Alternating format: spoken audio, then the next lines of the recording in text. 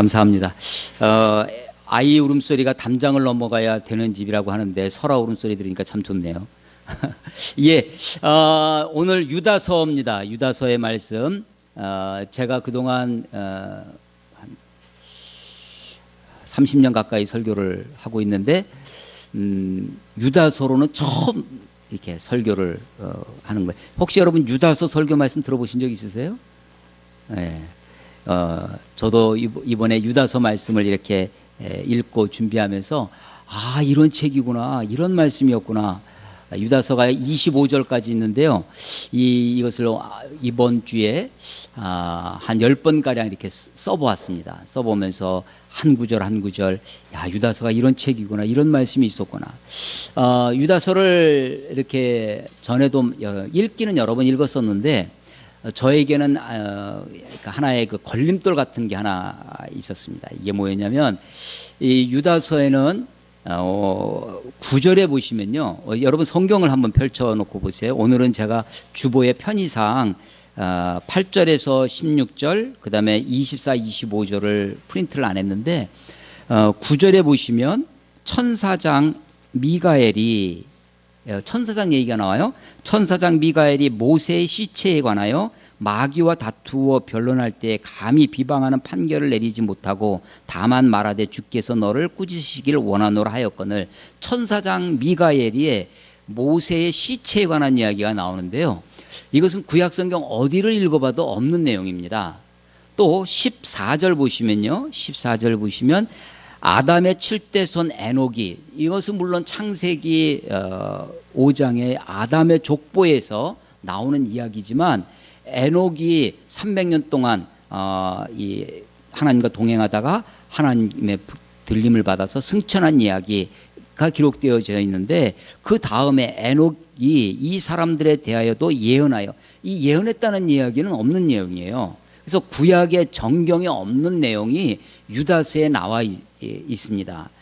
이 이야기는 모세 승천기, 우리는 이것을 정경이라고 하지 않는데요, 아까 읽은 9절 천사장 미가엘이 모세의 시체에 관해서 마귀와 변론했다라고 하는 그 이야기는 구약 성경 말고 외경이 있어요. 외경 중에 모세 승천기라는 책이 있습니다. 거기에 나오는 내용입니다. 또 14절에서 읽었던 아담의 7대 손 에녹의 이야기도 에녹 1서라고 하는 외경에 나오는 이야기예요. 그러니까 구약 성경 우리가 읽어보지 않은, 그래서 뭔가 이렇게 거리낌이 있는 거죠. 그래서 이 유다서는 우리가 신약 27권 가운데 27권이 이게 정경으로, 이게 하나님의 책이다, 캐논이라고 하는데요, 정경으로 교회가 받아들입니다. 여러 번의 종교 회의를 통해서 이게 하나님의 책이다 라고 하는 것을 교회가 확정해 가는 과정 가운데, 이렇게 구약에 없는 이야기를 이 유다서에 기록되어 있다는 것이 하나의 걸림돌처럼 되는 거죠. 근데 가만히 생각해 보니까 이렇습니다.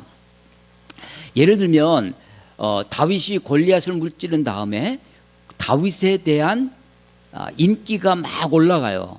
그 당시에 왕이 사울 왕이었는데 다윗이 인기가 올라가는데 그게 어떻게 표현되냐면, 동네 아이들이, 시장 장터에서 아이들이 노래를 부른다는 거예요. 여러분도 알고 있는 노래가 하나 있죠. 사울이 죽인 자는 천천이고 다윗이 죽인 자는 만만이다라는 시장 장돌배기 아이들이 부르는, 요즘식으로 하면 대중가요죠. 그런 노래가 성경에 기록되어 있어요. 어디에도 기록되어 있지 않는 내용이 성경에 그러니까 이 말이 성경이다? 다윗이 죽인 자는 천천이고 사울이 죽인 자는 천천이고 다윗이 죽인 자는 만만이다. 이게 성경은 아니죠. 그렇지만 성경에 들어와 있습니다. 그 말 말고도 여러 속담이라든지 이런 것들, 성경에 없는 내용도 성경에 기록되어 있지만 그게 성경은 아니라는 거죠. 이렇습니다. 제가 우리 교우분들께 나누는 말씀 중에 성경에 있다고 다 성경적인 것은 아니다. 그렇죠? 그래서 사람들이 자기 주장을 하면서도 봐라, 성경에 이렇게 써 있지 않냐? 유다라고 성경을 들이댑니다. 그렇지만 그가 주장하는 그 내용이 성경 전체의 가르침, 성경의 보편적인 가르침과 맞느냐라고 하는 것을 우리가 늘 점검해 봐야 되는 거죠. 그래서 물론 구약에 없는 내용이지만 외경, 그러니까 유대 문학에 기초한 천사장 미가엘의 이야기라든지 에녹의 예언 이야기라든지 그런 것이 있지만 이 유다서 전체 내용은 성경 전체의 교훈과 가르침에 부합하다라고 교회가 인정을 해서 이것을 정경으로 신약 27권 가운데 한 권으로 되어 있는 것이죠. 유다서를 이번에 참 읽기도 여러 번 읽고 한 4, 50번 읽었던 것 같아요. 그리고 이제 쓰기도 여러 번 이렇게 그 이면지를 갖다 놓고 이 성경을 이 유다서를 써보는데 야 정말 귀한 책이구나 그렇게 재미있는 거예요. 써보는 게 유다는요 이 유다가 누구냐 여러분 유다 하면 누가 생각나세요? 예 가룟 유다가 예수님의 제자가 여러 명이 있었는데 그 중에 12제자를 우리가 따로 뭐라고 부르죠? 사도라고 부릅니다. 예수님의 사도의 이름이 사도들 12제자 사도들의 이름이 마태복음과 마가복음과 누가복음에 다 나오는데요. 이 이름들이 조금씩 다릅니다.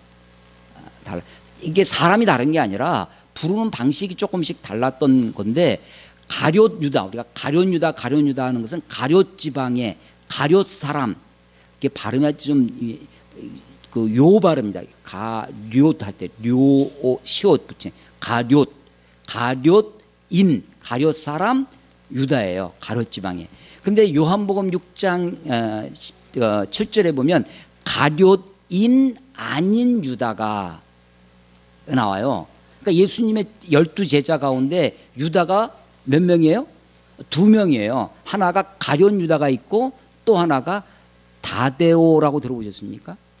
다데오 유다가 있어요. 다데오 유다. 그래서 평상시에는 그 가룟 유다가 12 사도들 중에서도 굉장히 신임을 받고 있어서 재정을 맡고 있었다라고 했죠. 그 가룟 유다는 역사상 아주 큰 일을 저질렀기 때문에 우리가 가룟 유다는 익히 잘 알고 있지만 다데오 유다는 12 사도 중에 잘 우리가 평상시에 들어보지 못한 다른 어떤 기록이 없는 사람 중에 하나가 유다가 있습니다. 그런데 오늘 성경을 쓴 이 유다는 누구냐면 만약에 그 가룟 유다 말고 다데오 유다가 썼다면 아마도 전통에 따라서 그리스도의 종이며 사도인 누가 이렇게 사도라는 것을 밝혔을 것입니다. 베드로 전후서도 장로이면서 감독이라고도 표현되고 사도 베드로는 사도라는 것을 밝힙니다. 요한 1, 2, 3서 우리가 이번 한 주간 동안 우리 매일 성경을 가지고 빌립보서 이어서 요한 2서와 요한 3서 그리고 유다서를 이렇게 한 주간 묵상을 했는데 요한 2서와 3서에도 장로 나 요한은 이게 그리고 사도 장로 사도라는 것을 밝힙니다. 근데 오늘 여기에는 1장 1절에 예수 그리스도의 종이요 야고보의 형제인 유다라고 밝혀져요. 야고보의 형제, 야고보가 누구냐면 야고보서를 쓴 야고보예요. 야고보의 영어 이름은 제임스입니다. 이게 영어랑 이름이 딱 안 오죠. 그래서 야고보가 누구냐면 예수님의 동생 야고보예요. 그 야고보의 형제 유다라는 거예요. 그러니까 예수님의 동생 중에 한 사람이라는 것입니다. 마태복음 13장 55절에 보면 이는 그 목수의 아들이 아니냐 그 어머니는 마리아 그 형제들은 야고보 요셉 시몬 유다라 하지 않느냐. 그 예수님의 형제 동생이 4명이 기록되는데 그 중에 막내가 4번째로 기록된 유다 예수님의 동생 유다라고 하는 것입니다. 그래서 예수님의 이 형제들은 사실은 예수님의 공생의 기간 3년 동안은 예수님을 잘 믿지 않았었습니다. 요한복음 7장 5절에 보면 이는 그 형제들까지도 예수를 믿지 아니함이로라 라는 말씀이 분명하게 기록되어 있어요. 요한복음 6장이 어떤 내용이냐면 오병이어 사건이에요. 물고기 2마리와 보리떡 5개로 5천 명을 먹이는 그야말로 예수님의 메시아이심을 아주 확연히 드러내는 아주 놀라운 사건이 벌어지죠. 5천 명이 여자는 안 신 겁니다. 어린아이 안 헤아리는 거예요. 그래서 어린아이와 여자를 뺀 남자 성인들만 5천 명이니까 적어도 한 2만 명가량 그렇게 많은 사람들을 한 자리에서 먹으셨던, 그래서 그때 예수님이 하시는 말씀이 나는 생명의 떡이다. 광야에서 모세는 하늘에서 만나를 너에게 주었거니와 나는 하늘로부터 온 살아있는 떡이다. 생명, 나를 먹는 자는 너희도 살고 나를 먹지 않은 너희가 죽을 것이다 라고 하는 말씀을 하는 거죠. 그래서 그 요한복음 6장 뒷부분에 보면 예수님을 따르던 많은 제자들이 깜짝 놀라는 거예요. 아니 먹는 건 좋았어요. 그런데 이 예수가 자기가 하늘에서 왔다고 하는, 내가 생명의 떡이라고, 나를 먹어야 된다고, 내 피를 마셔야 된다고 하는 말이 걸리는 거예요. 그래서 그때 요한복음 6장 끝에 보면 제자들이 많이 떠나갑니다. 희한하죠? 오병이어 사건에 두 반응이 나타나는데요. 한쪽에서는 이런 예수님, 빵의 메시아, 경제적인 이분이 우리의 왕이 되면 우리가 먹고 사는 문제가 해결될 것 같아요. 그러니까 이분을 우리가 왕으로 모셔야 되겠다. 그래서 억지로 임금 삼으려 한지라. 유대인들의 한 무리는, 예수님을 따라다녔던 한 무리는 예수님을 왕으로 삼으려고 해요. 그런데 한 무리는 아니 아무리 큰 기적을 행해도 그렇지 너는 목수의 아들이 아니냐, 우리가 알고 있던 그 목수가 아니냐, 요셉인 것을 분명히 알고 있었죠. 그래서 목수의 아들이 아니냐, 그 동생은 누구요 우리가 다 알고 있는 거예요. 그런데 이런 나사렛에서 우리랑 같이 뛰어놀고 몇 감고 같이 장난치고 했던 이 예수가 하나님이라니 이게 뭐 안 믿어지는 거죠. 그래서 두 가지 요한복음 6장 끝에 가면요, 하나는 왕으로 세우려고 했던 반응이 있고 하나는 많은 제자들이 떠나갑니다. 그때 하셨던 예수님의 유명한 말씀이, 제자들을 향해서 하는 말씀이 너희도 나를 떠나가려느냐, 너희도 나를 가려느냐. 그때 주의 말씀이, 영생의 말씀이 있사오니 내가 어디로 가오리까, 베드로가 이제 고백하는 장면이 그때 나옵니다. 그리고 나서 7장에서 요한복음 7장 6장 오병이어 사건이 있고 7장에 가서 초막절이 됩니다. 초막절에 대해서 많은 사람들이 이렇게 이 예루살렘으로 초막절 절기를 지내러 가죠. 근데 예수님이 갈릴리에서 안 떠나시는 거예요. 절기를 지키러 예루살렘을 안 가고 있는 건, 왜냐하면 예수님을 죽이려 했던, 예수님을 잡으려 한다는 소문이 퍼져나기 시작합니다. 그러니까 예수님이 안 가고 있을 때 동생들이, 감히 제자들은 아무 소리 못하고 가만히 예수님 지켜보고 있는데 동생들이 아니 그렇게 드러내기를 원하면 가가지고 예루살렘에 가서 내가 메시아인 것을 드러내어 밝히십시오 라고 동생들이 촉구하는 장면이 있어요.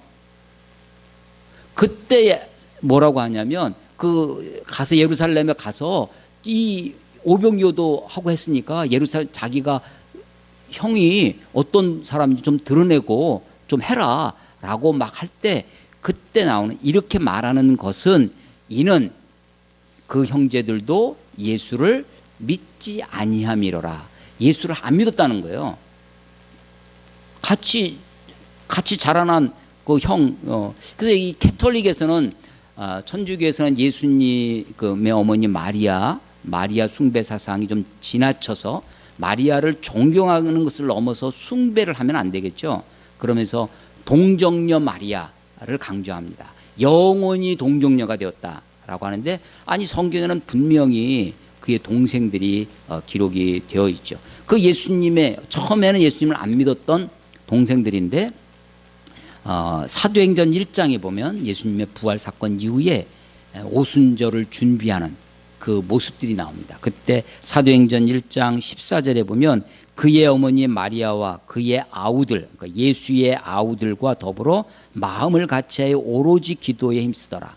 마음을 같이하여 그 오순절 마가의 다락방에 수많은 사람들이 모여서 기도했는데 그때 기록되어지는 것이 어머니 마리아와 예수의 형제들이 함께 더불어 기도했다. 그래서 예수님의 십자가의 죽으심과 부활을 목격한 그의 아우들이 예수님을 믿고 따르고 있다라고 하는 것을 알게 되고요.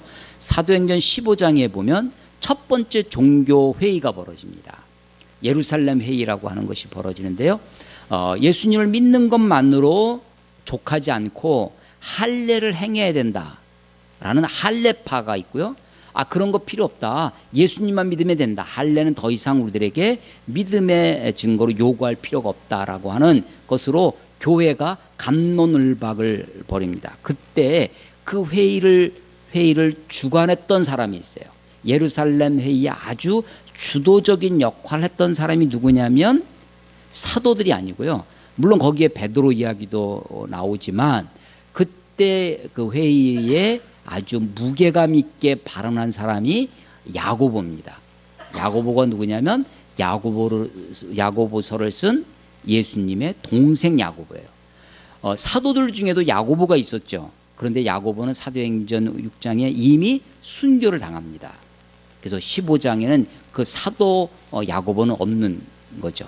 그래서 동생들이 예수님의 동생들이 예루살렘 교회에 아주 중요한 리더십을 갖고 있었다라고 하는 것입니다. 그래서 그 한 형제가 야고보서를 쓰고 또 그 한 형제가 동생이 오늘의 유다서를 쓰고 있는 것입니다. 이 유다서는 누구에게 쓰는 것이냐라고 하면 1절에 보시면요. 예수 그리스도의 종이요 야고보의 형제인 유다는 부르심을 받은 자 곧 하나님 아버지 안에서 사랑을 얻고 예수 그리스도를 위하여 지키심을 받은 자들에게 편지하노라. 긍휼과 평강과 사랑이 너희에게 더욱 많을지어다. 부르심을 받은 자. 그래서 이 사람들이 누구냐? 아마도 팔레스틴에 거주하는 유대인이었다가 기독교인이 된 유대인 크리스찬들이라고 우리가 생각합니다. 유대인 크리스찬, 바울은 주로 이방인 전도를 많이 하잖아요. 그런데 이 유다는 유대인 크리스찬들에게, 그래서 유대인이 잘 알고 있는 구약의 많은 예언들, 구약의 많은 이야기가 이 유다서에 기록이 되어 있습니다. 유다서를 좀 재미있게 읽는 방법 중에 하나가요. 2절에 보면 긍휼과 평강과 사랑이 세 가지가 나오잖아요. 이게 유다서의 특징 중에 하나인데 모든 것을, 거의 모든 것입니다. 제가 이걸 일일이 다 따져봤거든요. 다 따져봤는데 거의 모든 것을 세 가지씩 이야기합니다. 긍휼, 평강, 사랑. 이 세 가지. 그래서 뭘 얘기를 하면 꼭 세 가지를 얘기를 해요. 세 가지씩 묶어서 이야기하는 것이 이 유다서의 특징 중에 하나입니다. 자, 오늘 설교 제목이 뭐냐면 사랑하는 이들에게 전한 유다의 교훈인데요. 사랑하는 자들아, 우리 3절에 사랑하는 자들아, 17절에 사랑하는 자들아, 20절에 사랑하는 자들아, 이렇게 세 덩어리로 나눠져요. 그리고 마지막 24, 25절은 축복의 말이고요. 1절, 2절은 누가 누구에게 편지를 보낸다라고 하는 서론이고, 중간에 세 덩어리가 있는데 사랑하는 자들아, 3절에서 16절 한 덩어리, 그리고 17에서 19까지 한 덩어리, 또 20절에서 23절까지 한 덩어리. 사랑하는 자들아, 사랑하는 자라, 사랑하는 자들아, 이렇게 되어 있어요. 유다서의 특징이 뭐라고요? 세 묶음으로 되어 있다고 그랬죠. 첫 번째 묶음 사랑하라, 사랑하는 자들아, 여기에는요 내용이 뭐냐면 생각하게 하려는 것이에요. 5절에 보시면요, 너희가 본래 모든 사실을 알고 있으나, 다 알고 있다는 거예요. 알고 있는 사람들에게. 기본적으로 성경은 그리스도인들에게 쓴 겁니다. 안 믿는 사람 보고 이 성경 읽으라고 쓴 것이 아니라 믿는 저와 여러분들에게, 그래서 이미 구약 성경을 잘 알고 있는 사람들에게, 너희가 이 모든 것을 알고 있지만 내가 너에게 다시 생각나게 하려고 썼다는 거예요. 그래서 첫 번째 덩어리는 생각하라는 겁니다. 생각하라. 두 번째 덩어리 17절 이하에 쓴 것은 기억하라는 것인데요. 17절에 보시면 사랑하는 자들아, 너희는 우리 주 예수 그리스도의 사도들이 미리 말한 것을 기억하라. 자, 17, 18, 19절은 사도들의 이야기를 기억하라는. 자, 3절에서 16절까지는 구약 성경의 말씀을 생각하라는 거예요. 이미 우리에게 주어졌던 말씀을 생각하라는 겁니다. 구약의 전통, 구약의 기초 위에 신약의 사도들의 가르침을, 그걸 기억하라는 것입니다. 마지막 세 번째 20, 21, 22, 23 거기에는 사랑하는 자들아라고 해서 이제 현재를 살아가는 이 기독교인들에게, 그리스도인들에게 유다가 교훈해 주는 말씀인데, 20절 보시면요, 사랑하는 자들아 너희는 너희의 지극히 거룩한 믿음 위에 자신을 세우며 성령으로 기도하고 하나님의 사랑 안에서 자신을 지키며 영생에 이르도록 우리 주 예수 그리스도의 긍휼을 기다리라.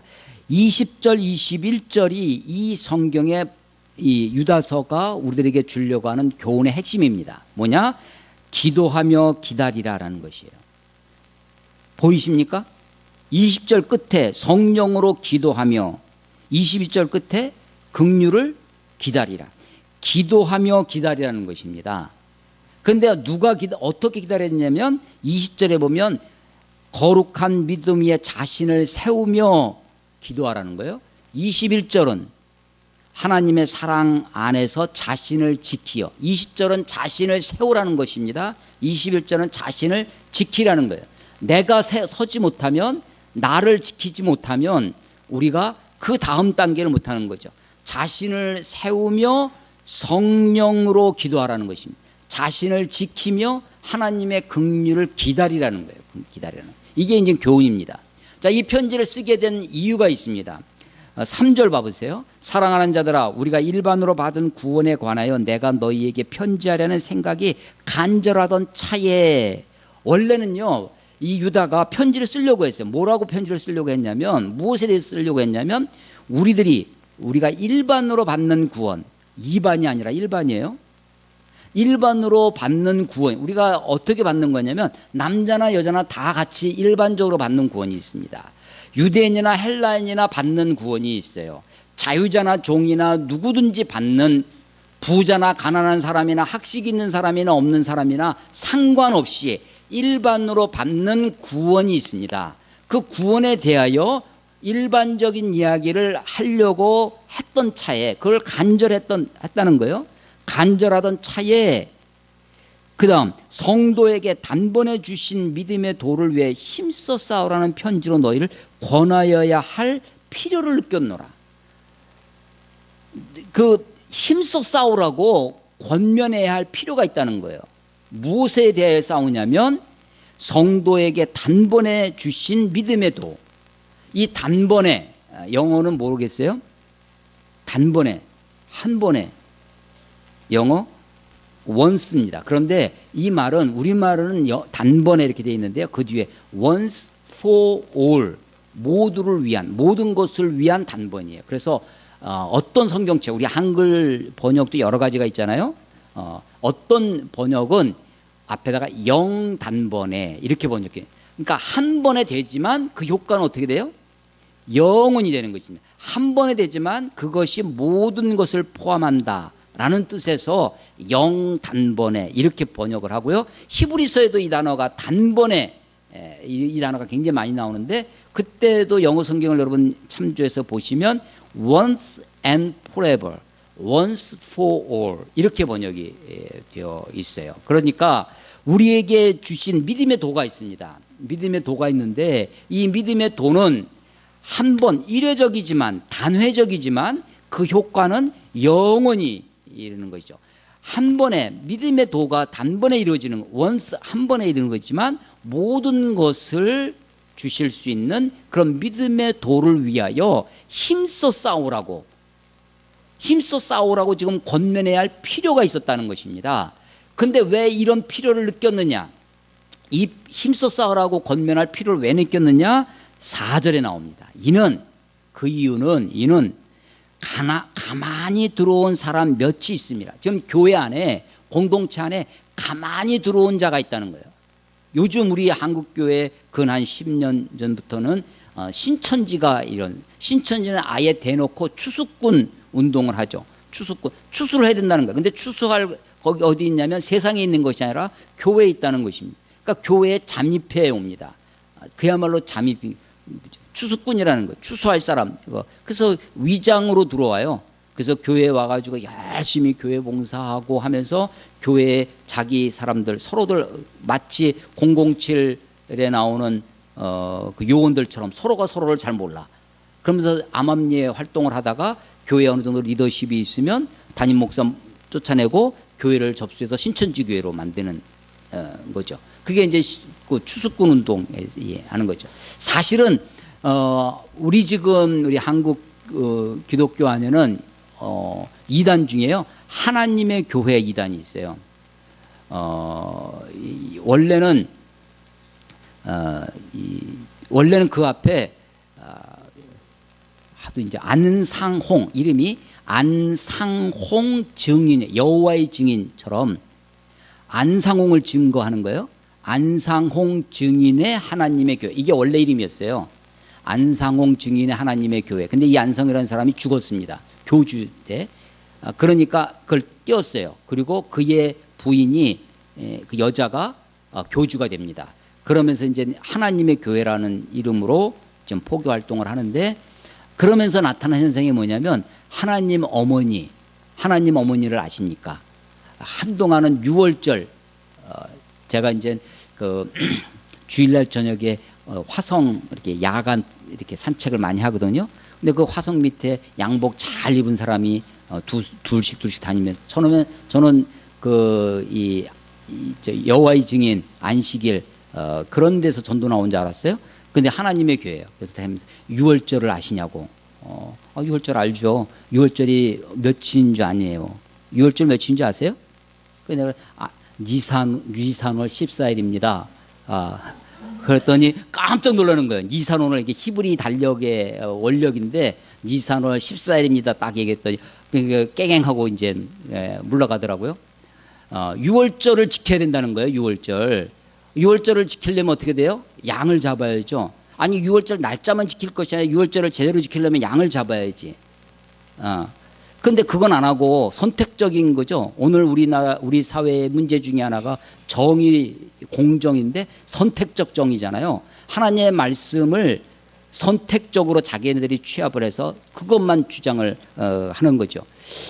가만히 들어온 자들이 있다는 거예요. 교회 안에 이게 문제였어요. 그래서 이 가만히 들어온 사람 며칠 때문에 내가 너희들에게 그냥 일반적인 이야기 하려고 했다가 일반으로 받는 구원에 관하여 편지를 쓰려고 하는 마음이 간절하던 차에 단번에 주시는 믿음의 도를 위하여 힘써 싸우라고 권할 필요가 있어.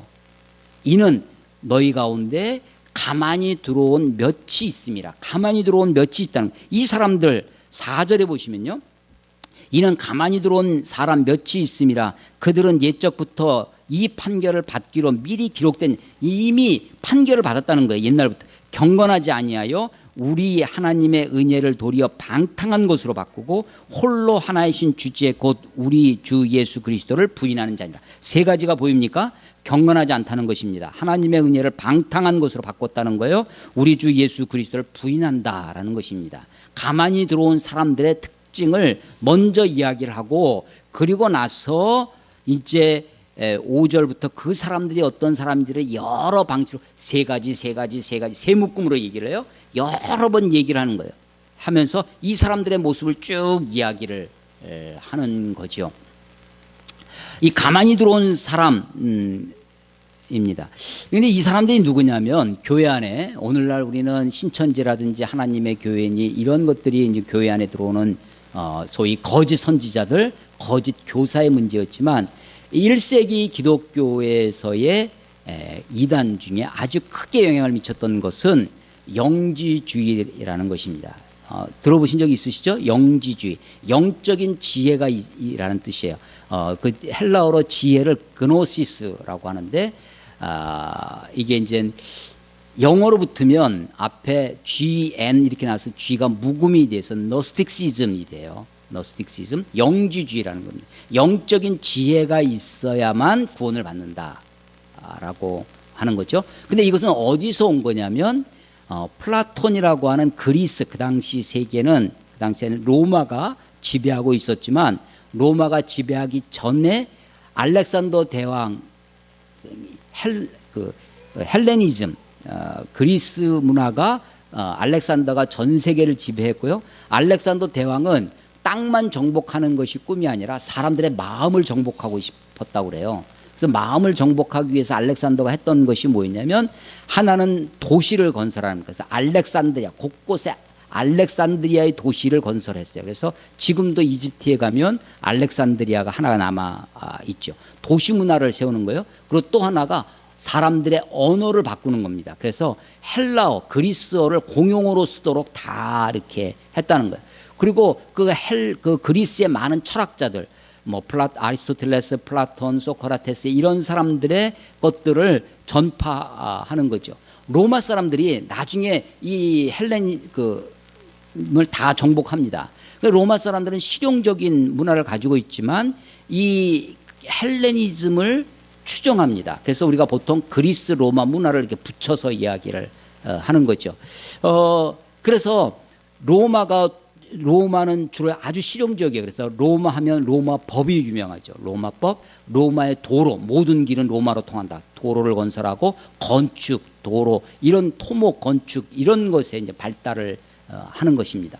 근데 이 로마가 세계를 지배하고 있지만 헬레니즘, 그리스 문화를 추종해서 그리스의 플라톤 사상이 들어옵니다. 그게 그 당시에 많이 영향을 미쳤는데 플라톤 사상은요, 간단히만 이데아의 세계가 있다는 그런 거 들어보셨죠? 옛날 그래서 이원론입니다. 세상은 두 가지로 되어 있다는 거예요. 저 이데아의 세계가 있고 우리가 살고 있는 현상계가 있다는 것입니다. 그걸 이제 적용을 하는 거예요. 우리도 인간도 두 가지 구조로 되어 있는데 이원론이에요. 영이 있고 육이 있다라는 거예요. 두 가지죠. 영과 육이. 선신이 있고 악신이 있다. 뭐 이런 식으로 두 가지로 설명을 하면 이게 굉장히, 그런데 기독교는요, 성경은 근본적으로 하나입니다. 이론론이에요. 모든 게 하나님으로부터 출발했어요. 만물도 태초에 하나님이 천지를 창조하시니라. 이 물질 세계가 다 하나님으로부터 왔어요. 성경은 근본적으로 이론론입니다. 그런데 우리가 살아가는 현상계는, 우리가 살아가는 현실은 그렇게 물질 세계가 있고 정신 세계가 있고 영이 있고 육이 있고 이렇게 설명을 하면 설명이 쉬운 게 많이 있어요. 그러니까 이제 이원론이라고 하는 플라톤 사상이 그 당시에 편만하게 퍼지는데요. 이게 기독교 안에도 들어왔습니다. 그래서 영지주의가 기독교의 그 플라톤 사상에 근거한 영지주의가 기독교 이단이 되는 거예요. 그런데 어떻게 나타나냐면 이렇습니다. 영이 있고 육이 있으니까 우리가 구원을 받는 것은 영이지 육은 아니다. 육은 죽으면 땅에 묻혀서 썩어서 없어질 물질, 이 육체는 아무것도 아니다라는 거예요.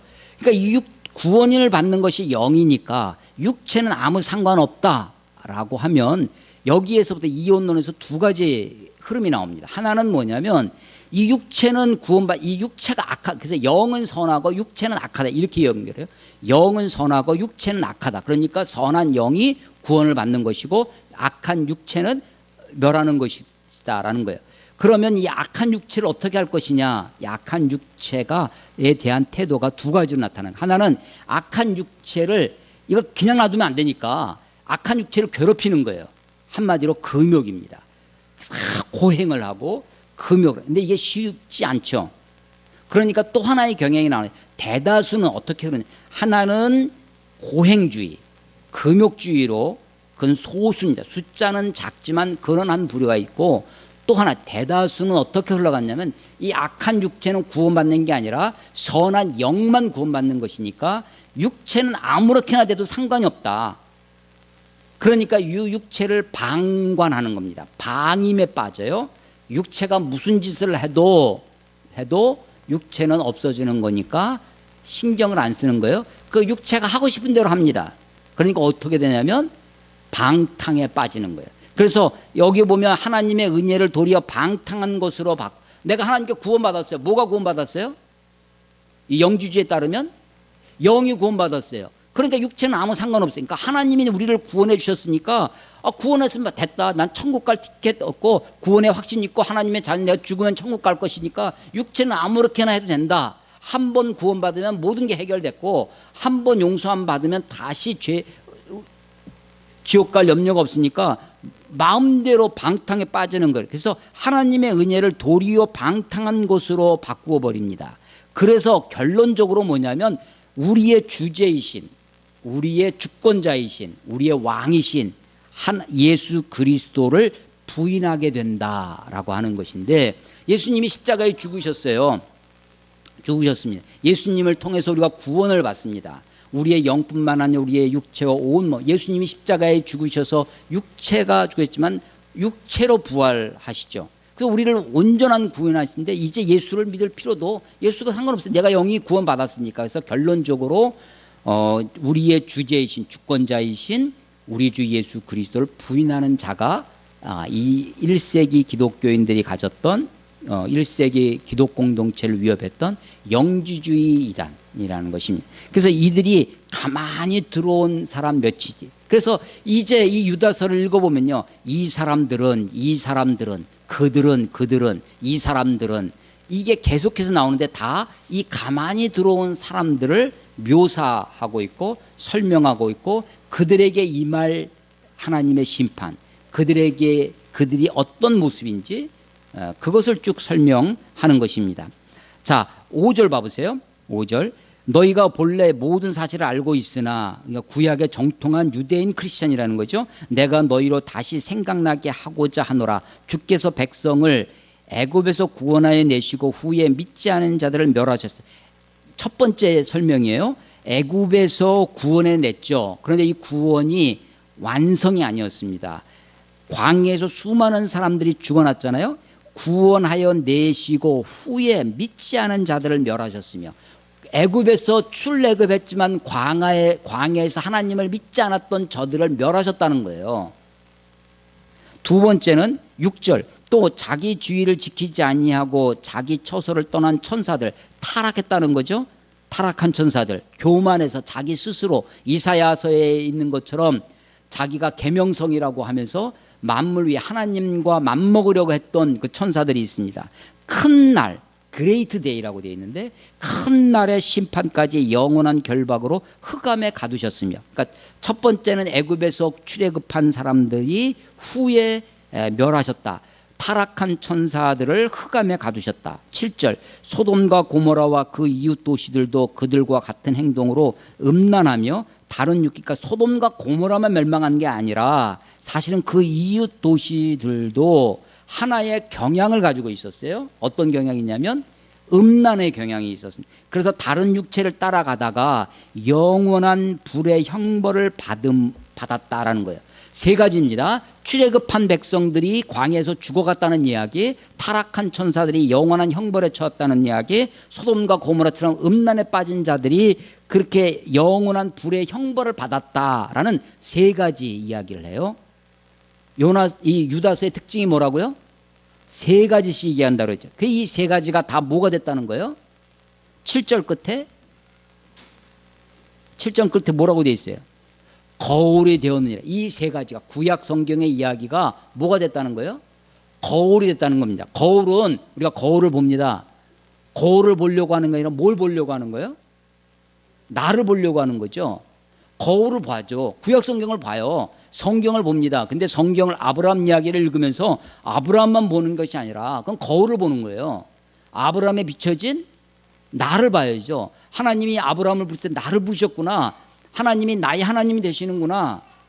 거울을 봐야 되죠. 그래서 이게 다 구약 성경의 거울이 돼서 애굽에서 출애굽 구원을 받았는데 믿지 아니하는 저들이 멸망을 당했다라는 것. 타락한 천사들이 자기 처소를 버리고 교만해져서 권력을, 그래서 자기가 교만해져서 수많은 졸개들을 거느리고 그 사람들을 거짓으로 이끌려고 하는 권력에 대한 욕심이 있습니다. 이 자들을 멸하는 거죠. 그리고 소돔과 고모라처럼 음란, 육체를 방탕에 이르게 하는 저들을 멸했다. 이게 다 귀감이 됐다는 겁니다.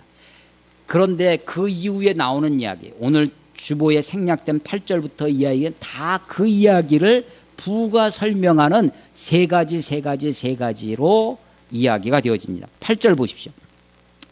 그러한데, 이게 우리말은 그러한데 되어 있지만요, 영어 성경을 읽어보시면 in the very same way, 똑같은 방식으로 그러한 데가 그러한 것처럼 이런 거예요. 그러니까 그러한 것처럼 방금 전에 세 가지 그들이 멸한 영원한 형벌, 멸망을 받는다는 이야기를 했잖아요.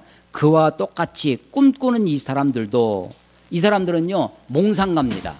하나님의 말씀에 근거해서 거기에 붙들려 있는 것이 아니라 자기들 생각으로 꿈을 꾸고 있는 거예요. 몽상가. 그러니까 플라톤의 이상주의, 플라톤 철학 그 사상의 꿈꾸는 자들이에요. 드리머라고 나와요. 꿈꾸는 이 사람들도 그와 같이 육체를 더럽히며 권위를 업신여기며 영광을 비방한다. 세 가지 보이십니까? 육체를 더럽히며 권위를 업신여기며 영광을 비방한다. 세 가지죠. 그 영광을 비방한다는 것을 9절 그 천사장 미가엘로부터 쭉 설명을 하는 거예요. 천사장 미가엘이 마귀랑 이렇게 논쟁을 벌였는데 그때 천사장임에도 불구하고 마귀마저도 함부로 비방하지 않았다는 거예요. 근데 이 사람들은 알지도 못하면서 권위를 비방하고 하나님의 영광을 비방한다는 것입니다. 영주주의가 어떻게 발달하느냐면 이렇게 발달합니다. 영주주의 이단이. 자, 영이 선한 것이고 육은 악한다고 그랬죠. 그런데 이 육체를 누가 만들었어요? 이 악한 육체를 누가 만들었어요? 하나님이 만들었잖아요. 그래서 구약에 하나님이 있고 이 사람들이 예수를 믿는다고 그래요. 구약의 하나님, 신약의 예수님을 믿어요. 예수님도 하나님이라고 믿어요. 그런데 구약의 하나님은 어떤 하나님이냐? 육체, 물질. 이 물질이 악해요. 이 육체가 악해. 악한 육체와 악한 물질을 만든 구약의 하나님은 십자가에 죽으셔서 우리의 영을 구원해 주시는 예수님보다 하급한 하나님이 돼요. 이해되세요? 구약의 하나님이, 우리는 구약의 하나님, 성부 하나님, 신약의 예수님, 성자 하나님 다 같은 한 분 하나님이라고 믿습니다. 그런데 영주주의 이단에 물들은 기독교인들이 이렇게 생각했던 거예요. 구약의 하나님, 신약의 하나님, 예수님은 우리의 영을, 선한 영을 구원하기 위해서 이 땅에 오신 분이라 그분이 선한 하나님이에요. 근데 구약의 하나님은 악한 물질 세계를 만들고 악한 육체를 만들어서, 하나님은 하나님이지만, 능력이 있는 전능하신 하나님은 하나님이지만 신약의 하나님보다는, 예수님보다는 조금 낮은 하나님이라고 그들이 생각했던 것입니다. 그래서 신약에 와서 이들이 가르치는 것 중에 하나가 뭐냐면, 구약성경, 유대인들이 믿는 구약성경은 그런 물질 세계의 이야기를 하는 것이니까 이 구약성경은 우리 기독교인들이 믿어야 할 성경은 아니다. 그러면 영을 이야기하는, 영을 구원받는 것을 가리키는 예수님과 예수님을 믿음으로 구원받는다는 것을 가리키는 사도가 있어요. 그게 누구냐면 바울이라고 생각했습니다. 바울은요, 육신의 예수를 본 적도 없지만 예수 믿으면 구원받는다라고 하는 이신칭의의 교리를 가리키는 거예요. 믿으면 구원받아요. 그러면 천국 가는 거야. 그래서 바울 신학, 바울 성경, 바울 서신이 이게 최고의 책이라고 하는 거예요. 최고의 책이라고 그러고, 예수님은 또 예수님이지만 예수님의 말씀보다 예수님이 복음을 전하면서 이 땅에서 거니시면서 이야기하고 예수님의 행적은 다 육체 이야기죠. 이 땅의 이야기예요. 그거를 기록한 것은 조금 낮은 책이라고 생각했어요. 사복음서, 예수님의 이야기죠. 근데 그 사복음서는 좀 낮은 책이야. 순수하게 예수 믿고 구원받는다라는 것을 가리키는 바울 서신만 성경이라고 생각하는. 그리고 바울 서신 중에서도 바울의 비서가 있어요. 바울 전도 여행. 바울의 비서가 누구예요? 바울을 따라다니면서 했던 것이 누가입니다. 누가. 바울의 비서가. 그래서 복음서 중에 예수님에 대한 이야기 중에 누가 복음만 성경으로 이야기. 그래서 처음에는요, 신약 성경 27권이 만들어지죠. 이게 신약이다, 이게 성경이다라고 사람들이 이야기를 하지 않았는데, 말시온이라는 이단이 나왔어요. 말시온이라는 이단이 이런 영주주의에 물들어가지고 이 책만 성경이다라고 가리킨 거예요. 이 책만. 바울 서신과 누가복음. 근데 교회들이 가만히 생각, 그게 아니거든요. 구약의 이 말씀도 하나님의 말씀이고, 마태, 마가, 요한복음도 하나님의 말씀이고, 이 바울 서신뿐만 다 그게 아니다. 그래서 이 마르시온에 대한 이단의 도전, 그래서 성경을 그 정경화의 시발, 이게 성경이다라고 말하는 그 단초를 제공한 게 이단입니다. 말시온 이단 때문에 아니야, 하나님의 책은 그런 게 아니야 라고 교회들이 그럼 뭐가 하나님의 책이냐 의논하기 시작해서 신약 27권을 만드는 거예요. 그래서 이 사람들이 8절에 보면요, 그러한데 꿈꾸는 이 사람들도 그와 같이 육체를 더럽히며 권위를 업신여기고 영광을 비방하는도다. 그 비방의 내용들을 쭉 설명을 합니다. 11절 보세요. 화 있을진저 이 사람들이여 가인의 길에 행하였으며 삭슬 위에 발람의 어그로 길로 몰려갔으며 고라의 폐역을 따라 멸망을 받았도다. 자, 가인의 길, 발람의 어그러진 길, 고라의 폐역. 몇 가지예요? 세 가지죠. 12절 그들은 기탄 없이 너희와 함께 먹으니 너희의 애찬의 암초요. 자, 애찬의 암초요, 자기 몸만 기르는 목자요.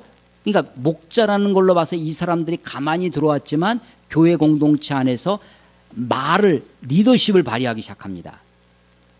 그런 그릇된 리더십에 빠져들지 못하도록 지금 유다서를 쓰고 있는 거예요. 자기 몸만 기르는 목자요, 바람에 불려가는 물 없는 구름이요, 죽고 또 죽어 뿌리까지 뽑힌 열매 없는 가을나무요, 자기 수치, 부끄러움의 거품을, 이 부끄러움이 마구마구 일어나서 거품처럼 거품을 뿜는 바다의 거친 물거리요, 영원히 예비된 캄캄한 흑암으로 돌아갈 유리하는 별들이라. 그래서요, 이게 아주 비유가 너무 멋진 비유들이 나옵니다. 이 짧은 책이지만 이 문학적으로 굉장히 뛰어난 책으로 알려지고 있고요. 여기도 지금 애찬의 암초, 자기 몸을만 기르는 목자, 바람에 불려가는 물 없는 구름, 열매 없는 가을나무, 바다의 거친 물결, 유리하는 별들 6가지가 나오는데 3개 이렇게 묶음이 되는 것입니다. 16절 이 사람들은 원망하는 자들이며 불만을 토하는 자며 그 정욕대로 행하는 자라. 또 3가지죠. 그 입으로 자랑하는 말을 하며 이익을 위하여 아첨하는 자다라는 것입니다. 그래서 이 가만히 들어온 자들을 쭉 설명을 하면서 구약의 말씀을 너희가 거울로 삼아 그들을 봐야 된다라고 하는 것입니다. 17절 사랑하는 자들아, 두 번째 사랑하는 자들이죠. 너희는 우리 주 예수 그리스도의 사도들이 미리 말한 말을 기억하라. 그들이 너희에게 말하기를 마지막 때에, 사도들이 말해 주는 거예요. 마지막 때에 자기의 경건하지 않은 것, 그다음에 정욕대로 행하는 것, 조롱하는 자들이 있으리라. 마지막 때에요, 기독교인이라고 하면서도 경건을 잃어버립니다. 경건이 없어요. 거룩이 없습니다. 정욕대로 행합니다. 자기 마음대로 행하는 거죠. 조롱하는, 하나님의 말씀을 조롱하는 자들이 생겨난다는 것. 19절 그래서 결론입니다. 19절 이 사람들에 대한 결론이에요. 분열을 일으키는 자입니다. 교회 안을 분란을 일으킵니다. 가만히 들어와서 분열을 일으키고요, 육에 속한 자입니다. 선한 영이 구원받고 악한 육체는 멸하니까 육체는 아무렇게나 해도 상관없다라고 하면서도 본능대로 행함으로 육체에 집중하게 돼서 정욕대로 방탕에 이르고 육체가 탐하는 물질적인 탐욕을 일삼는 자들이 되죠. 그 육체에 속한 자가 됩니다. 영이 구원받는다고 하면서도 지극히 세속적이 됩니다. 오늘날 저는 한국교회가 그렇게 빠졌다고 생각됩니다. 지극히 세속적이 되어지는 거죠. 육에 속한 자가 돼. 결론이 뭐냐? 성령이 없는 자입니다. 이것도 3가지죠. 이 사람들 분열을 일으키고 육에 속하고 성령이 없는 자다. 그러니까 너희들은 이렇게 살아라. 교훈을 20절 21절 합니다. 자기를 세우고 성령으로 기도해라. 자기를 지키고 하나님의 긍휼을 기다리라. 하나님이 우리를 불쌍히 여기실 것을. 자, 예수님의 가르침 중에 예수님을 따라가려면 너희는 자기를 부인하고, 누구든지 자기를 부인하라고 해요. 그때 부인할 건 뭡니까?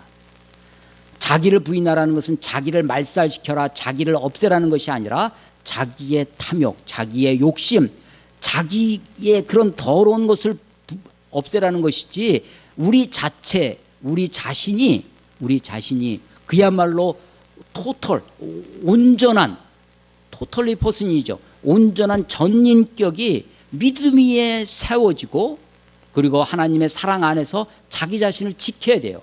우리 자신을 세우고 지켜서 하나님의 성령으로 기도하고 하나님의 긍휼을 기다려야 된다는 것입니다.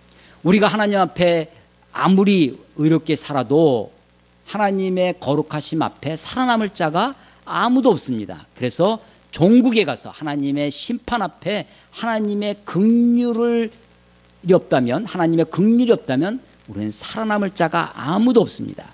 그래서 우리는 하나님의 긍휼을 기다리며 사는 삶입니다. 하나님, 나를 불쌍히 여겨 주시옵소서. 이게 우리들의 삶이라는 것이에요. 그런데 그 긍휼을 기다리는 삶은 어떻게 나타나느냐? 22절, 23절 또 세 가지가 나와요. 어떤 사람들, 22절, 어떤 의심하는 자들을 긍휼히 여기라. 아직 믿음이 없는 자들을, 의심하는 자들을 긍휼히 여기라는 거예요. 23절, 또 어떤 자를 불에서 끌어내어 구원하라. 저들을 어떻게 하든지 저들을 구원해 내라는 것이죠. 또 어떤 자를, 그러니까 어떤이 세 가지가 나오죠. 이게 특징이라고 그랬어요.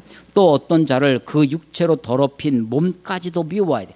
저들이 더러워진 육체, 그 겉에까지, 속뿐만 아니라 우리의 속이 더러운데 겉까지 다 더러워졌어요. 그 더럽힌 옷까지도 미워해야 됩니다. 그건 옷일 뿐인데, 근데 그것까지도 미워하라는 거예요. 미워하지만 두려움으로 긍휼히 여기라는 거예요. 그러니까 하나님의 긍휼을 기다리는 사람은 긍휼히 여기는 사람이어야 돼요. 하나님의 긍휼을 우리가 간절히 사모합니다. 그러니까 우리가 어떻게 행해야 되냐면 우리도 여전히 긍휼히 여겨야 돼요. 그리고 저들을 구원할 수 있도록 해야 된다는 것입니다. 어떤 세 가지, 이게 유다서의 특징이라고 했는데 아주 그렇게 되는 거죠. 그래서 유다서는 우리들에게 권면하는 것이 뭐냐면 거룩한 믿음 위에 너 자신을 세워라. 그리고 성령으로 기도해라. 그리고 하나님의 사랑 안에서 너희 자신을 지켜라. 자신을 지키면서 하나님의 긍휼을 기다려라. 하나님의 긍휼을 기다리는 사람은 어떤 사람들을 의심하는 자들을 긍휼히 여기고, 불에 있는 가운데 자들을 구원해내고, 그리고 어떤 이 옷까지 더럽혀진 그 사람들까지도 미워하지만 그들을 긍휼히 여겨라. 긍휼을 기다리는 사람이 긍휼히 여기며 살아야 된다는 것입니다. 한국 교회 안에요, 잃어버린 것 중에 하나가 긍휼입니다. 세월호 사건에서부터 제가 절실히 느껴지는 것 중에 하나가 그 사람들을 긍휼히 여기는 마음이 없는 거예요. 긍휼히 여기는 자는 복이 있나니 긍휼이 없는 자는 긍휼 없는 심판을 받으리라. 이게 야고보서의 교훈입니다. 긍휼이 없는 자들은, 우리가 긍휼히 여기지 않냐면 우리도 긍휼 없는 심판을 받는 거예요. 긍휼히 여기라는 겁니다. 마지막으로 축복합니다. 24절, 능히 너희를 보호하사 거침이 없게 하시며 너희로 그 영광 앞에 흠이 없이 기쁨으로 서게 하시리. 곧 우리 구주 홀로 하나이신 하나님께서 우리 주 예수 그리스도로 말미암아 영광과 위엄과 권력과 권세가, 우리말은 이게 권력과 권세가 이렇게 네 가지처럼 보이는데요, 이것도 권력과 권세 하나입니다. 그래서 영광과 위엄과 권력과 권세가 세 가지예요. 영원 전부터 이제와 영원토록, 영원 전부터 이제와 영원토록 세 가지죠. 이 유다서를요, 제가 이게 한 10번 정도 썼던 것 같아요. 이면지 한 장이면, A4 한 장이면 이걸 다 쓸 수 있습니다. 이게 4번 딱 접어가지고 4번 접어서 이게 쫙 그런데 어쩌면 이렇게 세 가지. 그러니까 그래서 제가 전해보지 못했던 유다서의 깊은 교훈을 이번 한 주간 묵상하며 살았습니다. 하나님의 긍휼을 기다리는 우리가 마땅히 긍휼히 여기며 살아야 할 것입니다. 성령으로 기도하고 하나님의 긍휼을 기다리는 사람, 자신을 세우고 자신을 지키는 삶이 되시기를 주님의 이름으로 축원합니다. 기도하겠습니다. 하나님 아버지, 은혜를 감사합니다.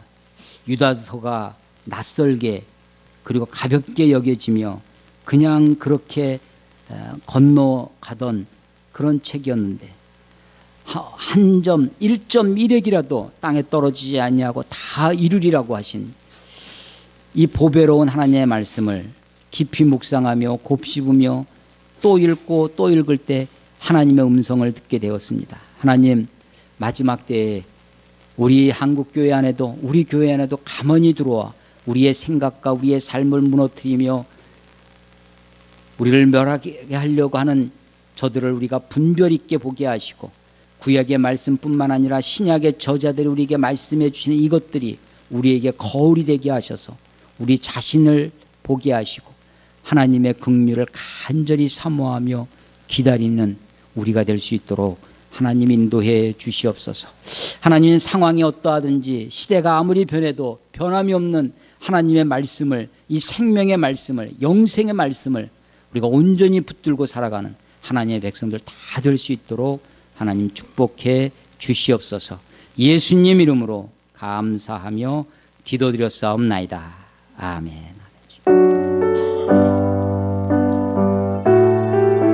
주님 말씀하시면 주님 말씀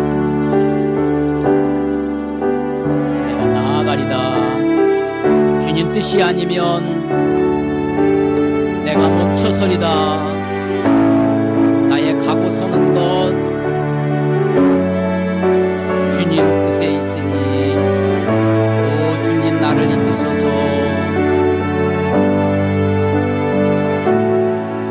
뜻하신 것을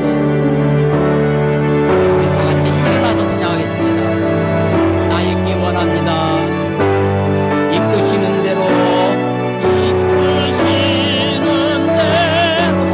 살리니 연약한 내 영혼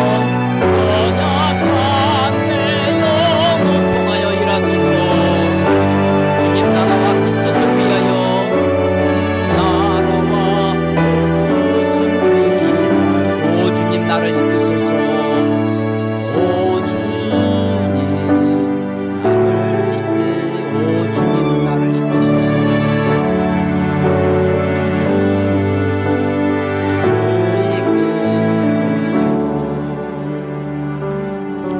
이제는 우리 주 예수 그리스도의 은혜와 그 아들 우리에게 값없이 보내주신 아버지 하나님의 크신 사랑하심과 우리 안에 내주하셔서